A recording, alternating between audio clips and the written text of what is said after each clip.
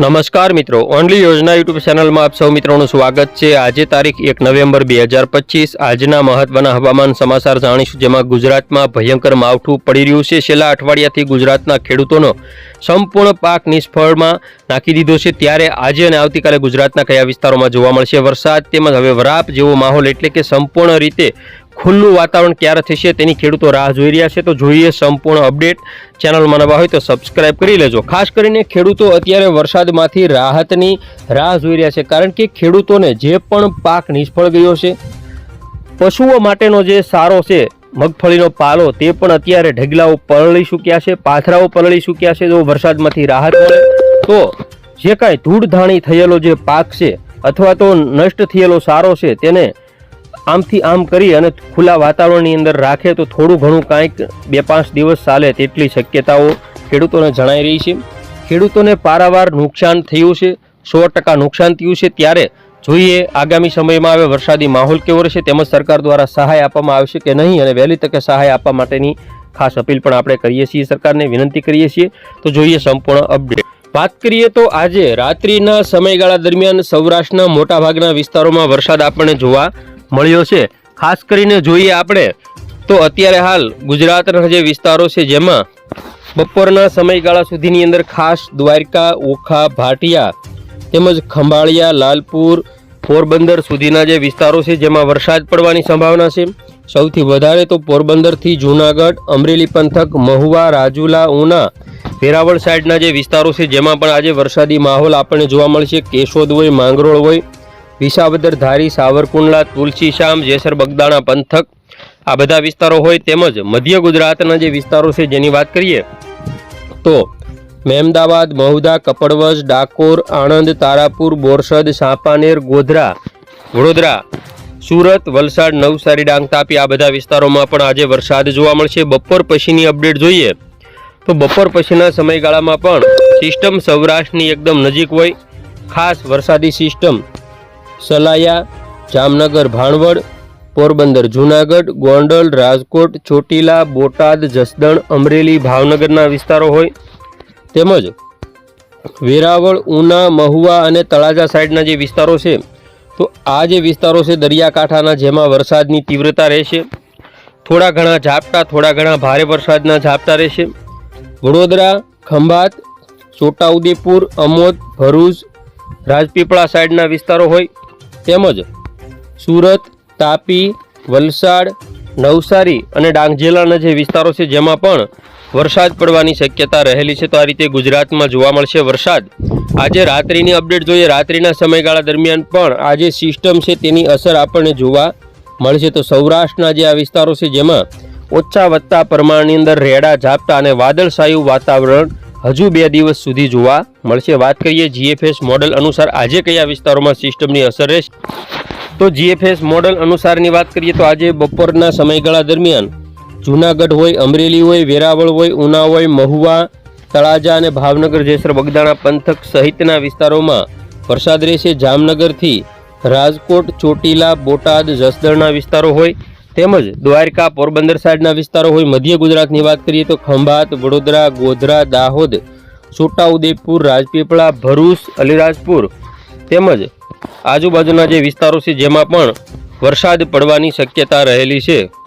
ખાસ કરીને વાત કરીએ બપોર પછીના સમયગાળામાં સિસ્ટમની જે અસર છે તે સૌરાષ્ટ્રના જે વિસ્તારો છે દ્વારકા, જામનગર, પોરબંદર, રાજકોટ, મોરબી, સુરેન્દ્રનગર, બોટાદ, જસદણ, ગોંડલ અને જૂનાગઢના વિસ્તારો, તેમજ મધ્ય ગુજરાત સાઈડના જે વિસ્તારો છે જેમાં અમદાવાદ, વિરમગામ, ગાંધીનગર, ધોળકા, કપડવંજ, લુણાવાડા, દાહોદ, અલીરાજપુર, વડોદરા, ગોધરા, નડિયાદ, ખંભાત તેમજ ભરૂચ, નર્મદા, સુરત, તાપી તેમજ વલસાડ, નવસારી અને ડાંગ જિલ્લાના જે વિસ્તારો છે જેમાં પણ આજે વરસાદ જોવા મળશે। રાત્રિની અપડેટ જોઈએ તો રાત્રિના સમયગાળા દરમિયાન પણ કોઈ વિસ્તારોમાં વરસાદ રહેશે।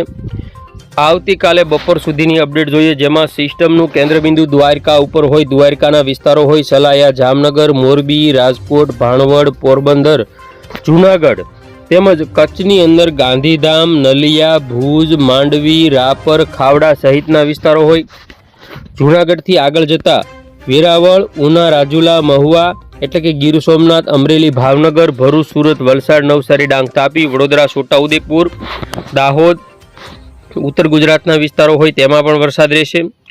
આગામી 3 તારીખની અપડેટ જોઈએ તો ઉત્તર ગુજરાતમાં રાધનપુર સાઈડના જે વિસ્તારો છે જેમાં વરસાદી માહોલ પાલનપુર, ખેડબ્રહ્મા, ડુંગરપુર, મહેસાણા, હિંમતનગર સહિતના કોઈ વિસ્તારોમાં જોવા મળશે. બાકી સૌરાષ્ટ્રમાં ખુલ્લું વાતાવરણ 3 તારીખથી થશે, જેમાં 4 તારીખ 5 તારીખમાં સંપૂર્ણપણે વરસાદમાંથી આપણને રાહત મળશે અને 7-8 તારીખ પછી ઠંડી પડવાની શરૂઆત થશે.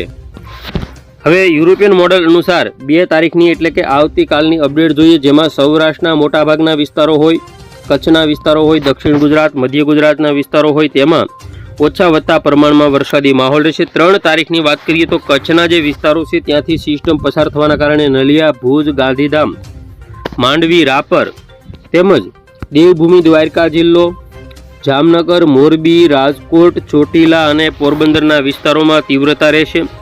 બાકીના જૂનાગઢ, ગીર સોમનાથ, અમરેલી, ભાવનગર, મહુવા, રાજુલા સુધીના વિસ્તારોમાં થોડી ઘણી તીવ્રતા રહેશે. જ્યારે દક્ષિણ ગુજરાતના જે વિસ્તારો છે જેમાં પણ તીવ્રતા રહેશે. 4 તારીખની વાત કરીએ તે પહેલાં વહેલી સવારે અને રાત્રે આવતીકાલે મધ્ય ગુજરાતના વિસ્તારો અને ઉત્તર ગુજરાતના વિસ્તારોમાંથી સિસ્ટમ પસાર થવાના કારણે 3-4 તારીખમાં મધ્ય ગુજરાત, ઉત્તર ગુજરાત, પાલનપુર, ખેડબ્રહ્મા, મહેસાણા, હિંમતનગર, અમદાવાદ, ગાંધીનગર, કપડવંજ સાઈડના વિસ્તારો હોય, ખંભાતના અખાત સુધીના વિસ્તારો, દાહોદ, ગોધરા, વડોદરામાં પણ વરસાદ પડવાની શક્યતાઓ છે. 4 તારીખ 3-4 તારીખથી સૌરાષ્ટ્રની અંદર વાતાવરણ ખુલ્લું રહેશે, એટલે કે ધીમે ધીમે હવે વાદળછાયા વાતાવરણમાંથી પણ આગામી 2 દિવસ પછી રાહત મળશે. તો ખાસ કરીને જોઈએ પવનની ઝડપ કેવી રહેશે.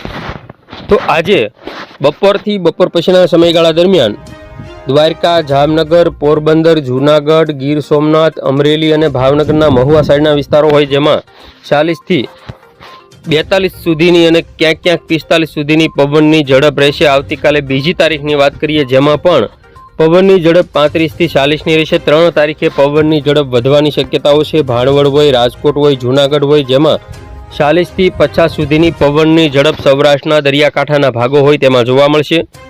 4 તારીખની વાત કરીએ તેમાં પવનની ઝડપ નોર્મલ રહેશે. 5-6 તારીખથી કોઈ વરસાદી સિસ્ટમની અસર આપણને જોવા નહીં મળે. તો આ રીતે હાલ અત્યારે ગત 25 ઓક્ટોબરથી લઈ અને અત્યારે 3 નવેમ્બર સુધીની જે આગાહી છે જેમાં ખાસ કરીને 8થી 10 દિવસ સુધીનો જે સમયગાળો છે જેમાં ગુજરાતની અંદર ભારે વરસાદ પડ્યો, ખેડૂતોને પારાવાર મોટું નુકસાન થયું છે. તેનો સંપૂર્ણ મગફળી, કપાસ, સોયાબીન જેવા પાકો નષ્ટ પામ્યા છે. તો સરકારે તેમને સહાય તાત્કાલિક ધોરણે 8 દિવસમાં ચૂકવવી જોઈએ અને પૂરતી સહાય મળે તેવું આયોજન કરવું જોઈએ, કારણ કે ખેડૂતોએ વીઘા દીઠ 20,000 જેવો ખર્ચો તેમણે કરી દીધો હોય ત્યારે તેમને વળતર રૂપે કશું પણ મળવાની આશા નથી. ત્યારે તેમને મિનિમમ 1 વીઘાના દરે ખાસ કરીને 20,000 જેવી સહાય મળવી જોઈએ, તો ખેડૂતોને સંપૂર્ણ સહાય મળી ગણી શકાય. પરંતુ સરકાર દ્વારા માત્ર ને માત્ર હેક્ટર દીઠ 11,000 રૂપિયા સહાય આપવામાં આવે તો તેમાં ખેડૂતોને કશું મળવાની આશા જણાતી નથી, અથવા તો 22,500 રૂપિયા સહાય આપવામાં આવે હેક્ટર દીઠ તો તે પણ ખાસ કરીને 4,000 થી 5,000 રૂપિયા વીઘે મળતા હોય તેમાં ખેડૂતોને પોતાના જે મગફળી ઉપાડવાનો જે ખર્ચ લાગ્યો હોય તે 5,000 રૂપિયા જેવો વીઘે લાગ્યો હોય તે પણ મળવાની શક્યતાઓ જણાતી નથી.